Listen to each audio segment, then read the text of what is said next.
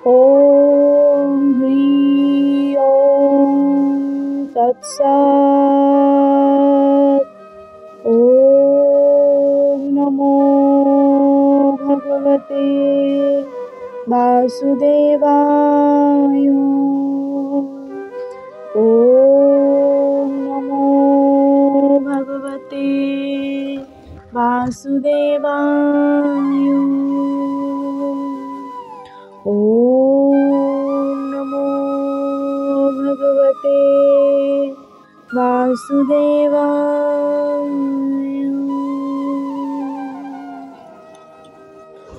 हरे कृष्ण राधे राधे गौर हरि हरि बोल। जय गोविंद जय राधारानी राधे राधे। আজকে আবারও একটি নতুন ভিডিও নিয়ে চলে এসেছি। পূজাস ব্লগ চ্যানেলে আপনাদের সকলকে স্বাগত জানিয়ে আজকের ভিডিওটি শুরু করছি।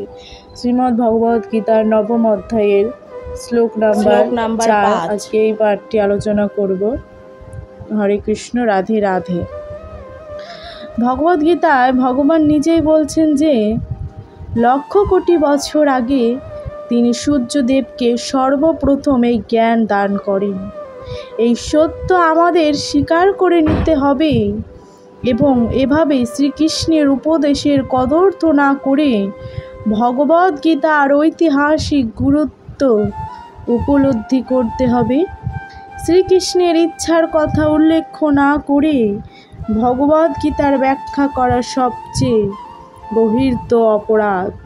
এই অপরাধ থেকে রক্ষা পেতে হলে ভগবান শ্রীকৃষ্ণের পরমেশ্বর ভগবান বলে জানতে হবে।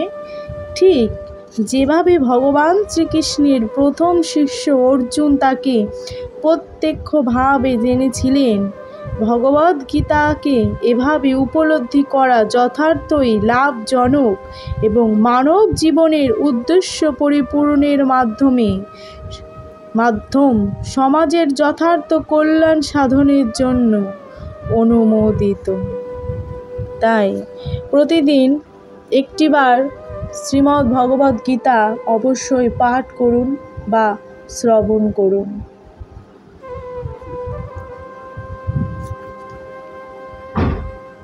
তাই সারা দিনে 10 মিনিট সময় অত্যন্ত ব্যয় করে এই শ্রীমদ্ ভগবদ গীতা পাঠ বা শ্রবণ করুন।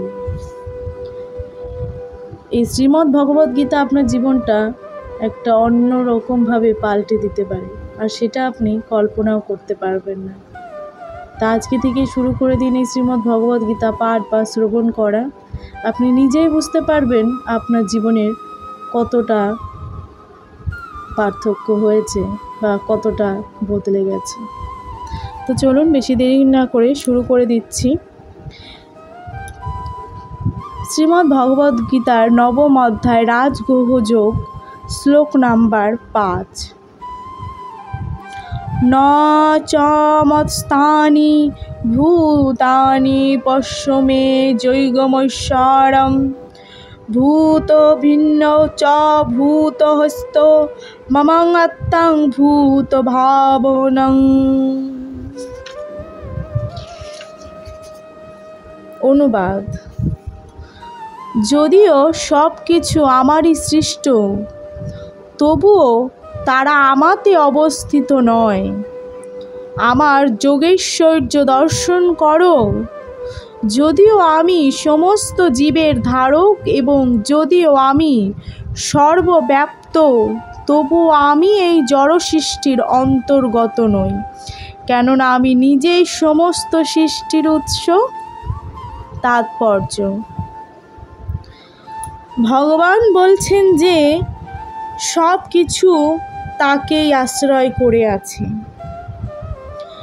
মৎস্থানি সর্বভূতানি, অর্থাৎ ভগবানের এই উক্তির ভ্রান্ত অর্থ করা উচিত নয়।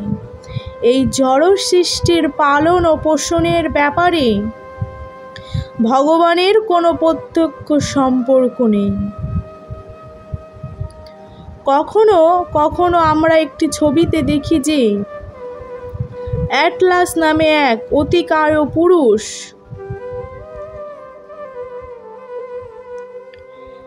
তার স্কন্ধে পৃথিবী ধারণ করে আছে।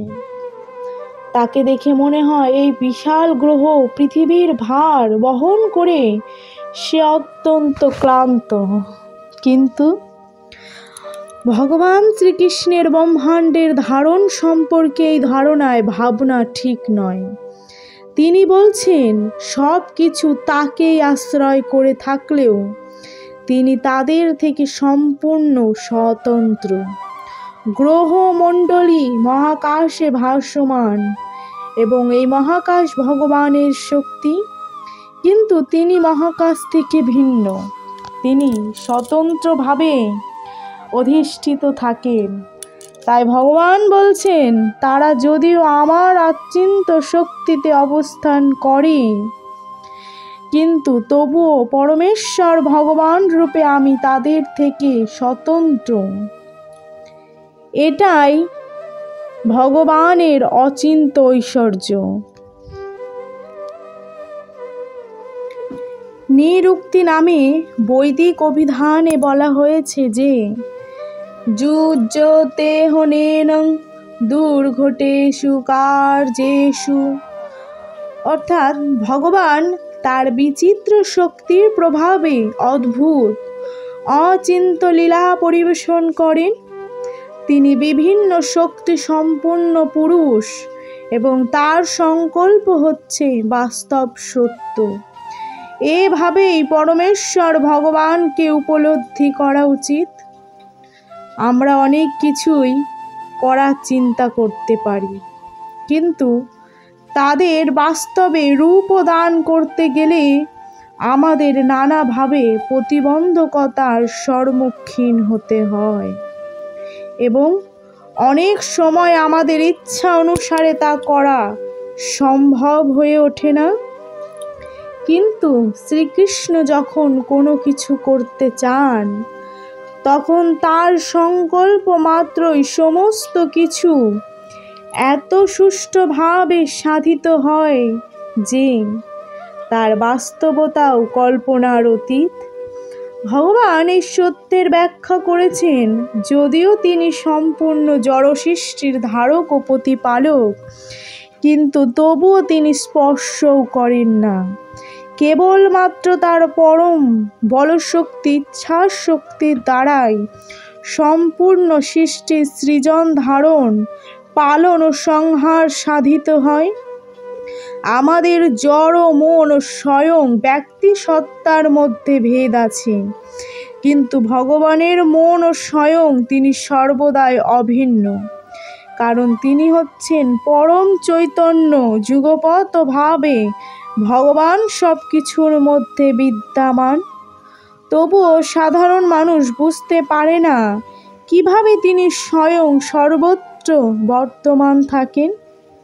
ভগবান জড় সৃষ্টির থেকে ভিন্ন, তবুও সব কিছুই তাকে আশ্রয় করে আছে। এই অচিন্ত সত্যকে এখানে যোগমৈশ্বরম অর্থাৎ ভগবানের যোগশক্তি বলে বর্ণনা করা হয়েছে। হরে কৃষ্ণ, রাধে রাধে, গৌর হরি হরি বল, জয় গোবিন্দ।